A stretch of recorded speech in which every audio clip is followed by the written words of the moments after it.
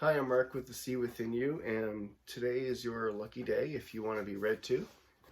I've got one of my favorite little books that I always recommend, The Cosmic Egg Timer, Introducing Astrological Psychology. It's by my old former principal, Joyce Hopewell, and Richard Llewellyn.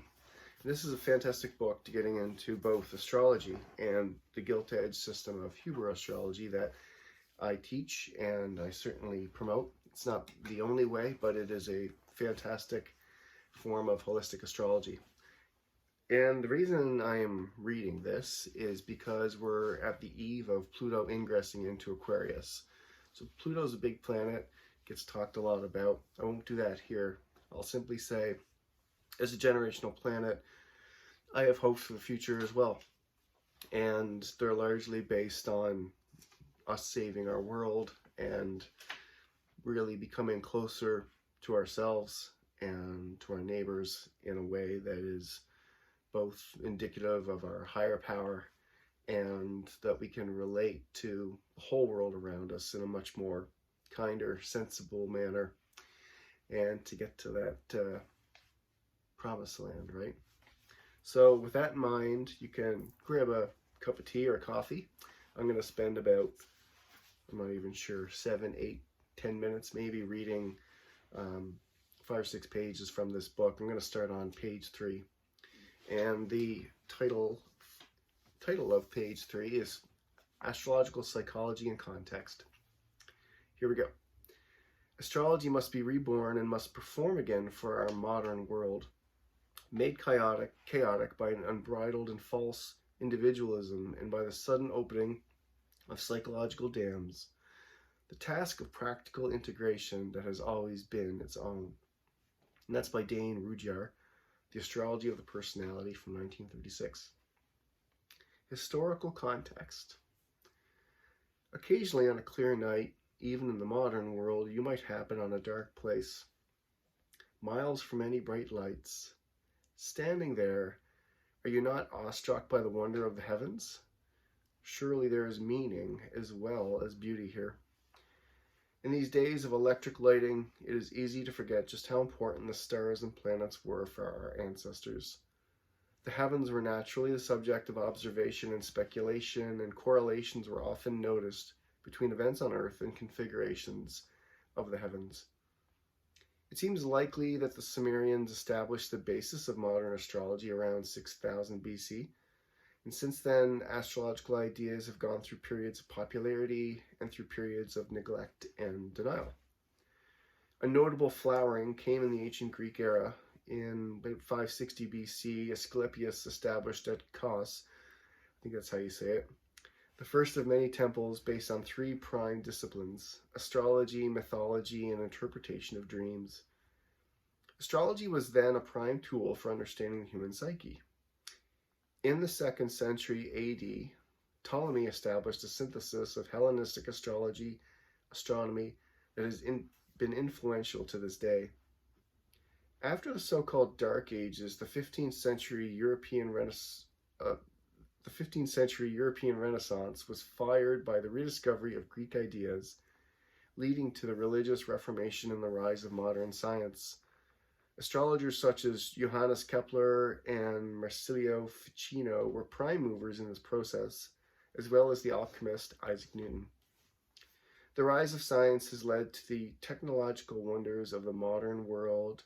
However, with the coming of the so-called Enlightenment, the new scientific emphasis on objectivity, reductionism, and materialism soon began to dominate public discourse in the West and generally disparaging astrology and even spirituality. The last century has seen the culmination of a number of trends which apparently threaten the future of humanity itself. Massively rising world population, an aggressive capitalism founded on the oil-based economy, leading to environmental degradation and massive species loss, destruction of indigenous communities and their way of life, not to mention ever more destructive and inhumane methods of warfare. Humanity is in crisis. Our civilization, as many in history, is threatened with various disasters, largely of its own making.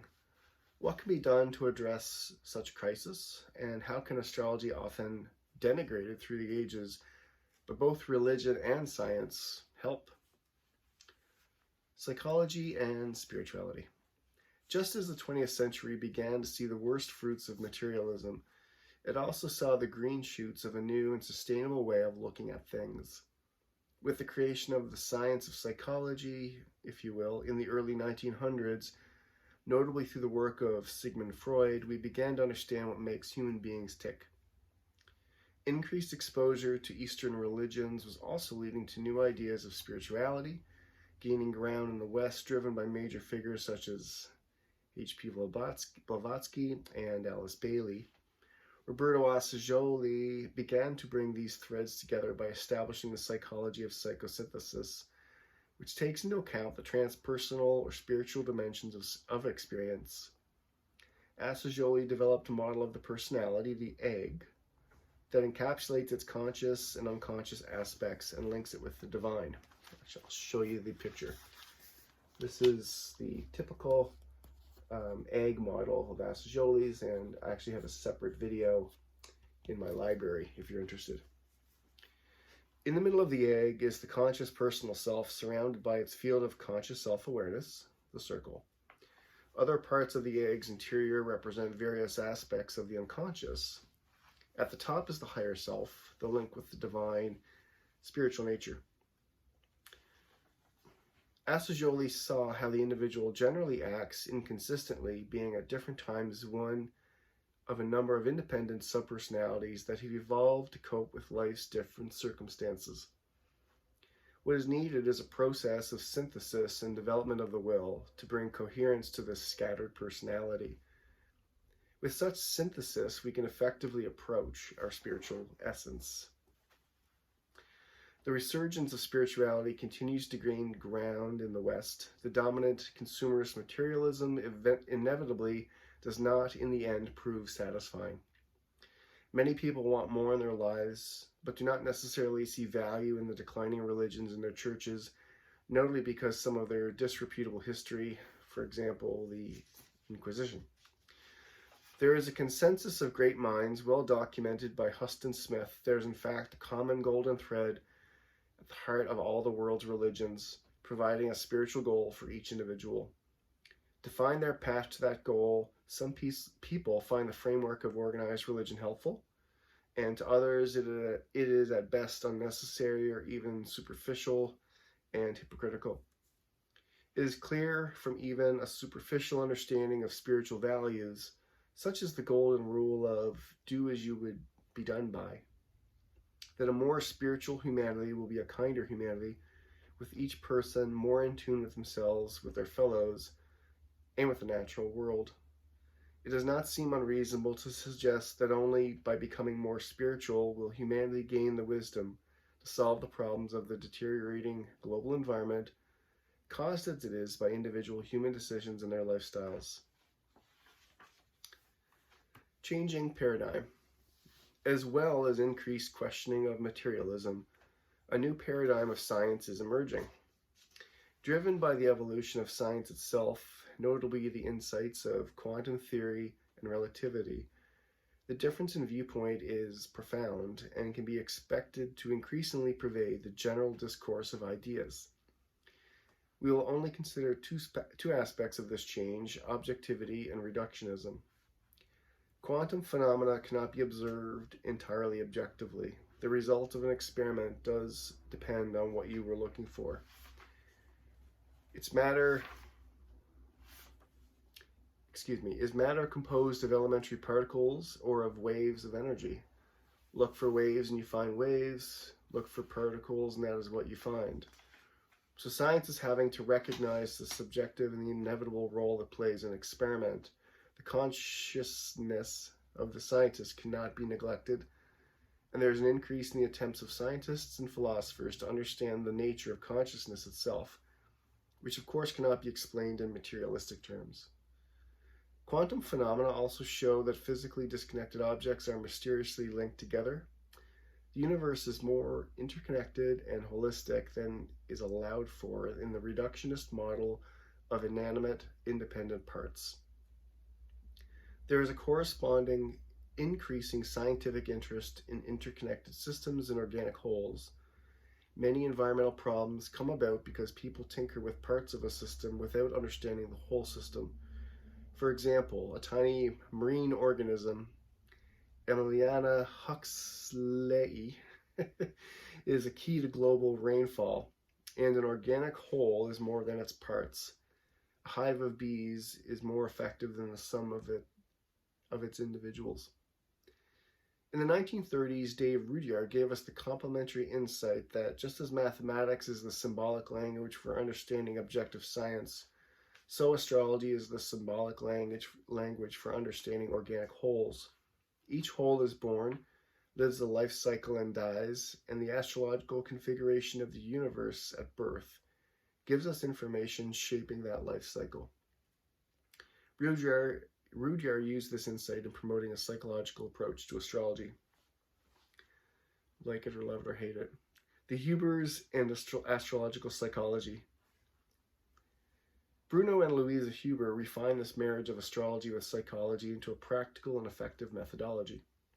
In the early 1950s, this young Swiss couple were called to Geneva to help form a branch of the Arcane School, a spiritual school providing courses of study and meditation based around the works of Alice Bailey. This early spiritual grounding provided the rock of dedication to the well-being of others that underpinned all their subsequent work. Bruno and Louisa were then inspired to work with Assagioli in Florence for 3 years, helping with his development of the new psychosynthesis. During this time, they used Assagioli's psychological research data to test and extend their astrological knowledge. They confirmed for themselves many facets of traditional astrology and discovered new insights such as the life clock and the dynamic energy curve.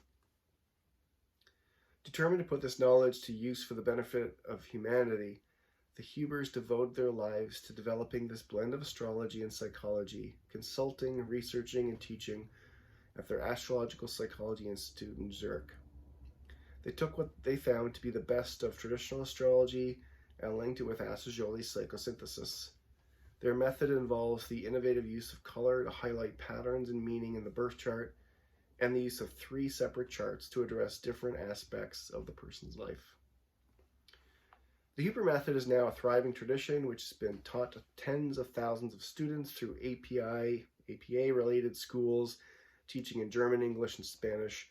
Its aims include helping the personal growth of each student, producing counselors who can be entrusted with helping the development of a human being using astrology as a tool, producing further teachers to spread the word, and stimulating further research. I'll stop there. It goes on. It's a beautiful chapter, and thank you for listening. I wish you well through this Pluto ingress into Aquarius, and keep your stick on the ice. Talk to you soon.